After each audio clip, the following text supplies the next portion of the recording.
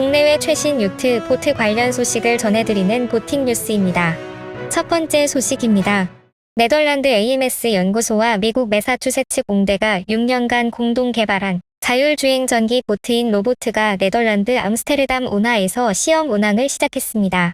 세계적인 운하 도시인 암스테르담은 총 100km가 넘는 운하를 교통로로 사용해왔지만 수많은 보트들로 인해 혼잡스러웠습니다. 이에 승객과 물품 운송 등 다양한 기능을 갖춘 보트의 필요성이 제기되었는데요. 이에 대한 해결책으로서 로보트는 승객과 물품 운송뿐 아니라 쓰레기 수거까지 다양한 업무를 수행할 예정입니다.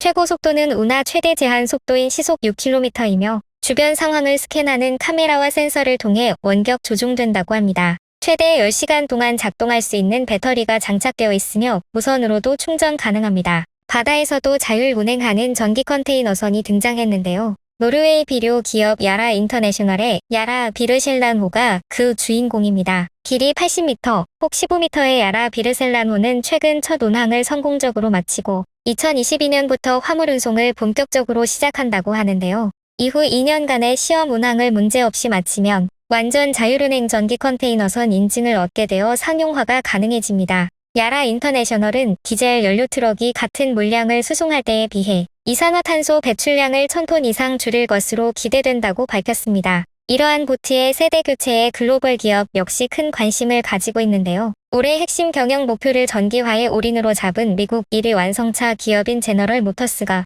미국 전기보트 스타트업인 퓨어오터크래프트의 지분 25%를 인수했다고 합니다. 퓨어오터크래프트는 2011년 미국 시애틀에 설립된 스타트업인데요. 리튬이온 배터리를 장착한 보트용 전기 모터를 주로 생산하고 있습니다. 미 국립해양산업협회에 따르면 미국 보트 시장은 매년 1억 명 이상이 보트를 탈 만큼 규모가 큰데요.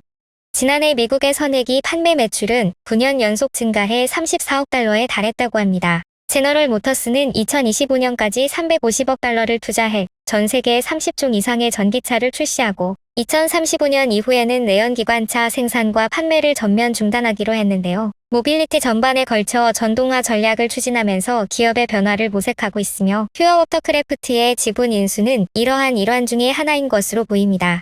22일 해당 발표 후 제너럴 모터스의 주가는 전 거래일보다 3.64% 오른 64.06달러에 마감했는데요. 앞으로 제너럴 모터스의 주식 행보도 관심이 갑니다. 이제 보트의 새로운 시대가 열리는 만큼 그 변화에 우리나라 기업 역시 빠르게 대응하여 세계의 흐름을 선도하는 역할을 맡기를 기대해봅니다.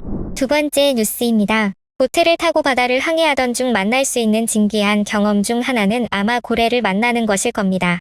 이 아름다운 생명체가 헤엄치는 모습을 보는 것만큼 짜릿하고 흥분되는 일은 흔치 않을 텐데요. 그런데 만약 이 거대한 몸집을 가진 생명체가 타고 있는 보트에 다가와 공격한다면 어떨까요? 그것도 바다 최강의 포식자 범고래가 말입니다. 스페인과 포르투갈에서는 범고래와 보트가 접촉하는 사례가 꾸준히 늘어나고 있다고 합니다. 범고래들은 보트를 멈추게 하기 위해 배를 밀거나 방향타를 갉아먹는 등의 행동을 보이기도 해 보트가 좌초된 경우도 있습니다. 다만 범고래들이 야생에서 사람을 공격해 죽인 사례는 아직까지 없으며 범고래들의 이러한 행위가 의도적인 공격은 아닐 것이라는 것이 전문가들의 중론입니다. 과학자들은 이런 범고래들의 행동에 대한 동기를 파악하기 위해 연구하고 있지만 아직 정확한 원인을 파악하지는 못하고 있습니다. 유력한 가설 몇 가지를 소개해드리자면 먼저 보트의 수중 음파 탐지기로 인해 스트레스를 받고 있을 수 있다는 것과 먹이인 물고기를 두고 경쟁 관계로 여길 수 있다는 점 등이 있습니다. 모쪼록 인간과 범고래 모두에게 꽂은 피해가 가지 않도록 빠른 연구가 이루어져 해결책이 제시되었으면 합니다. 이상 디스커버 마린이었습니다.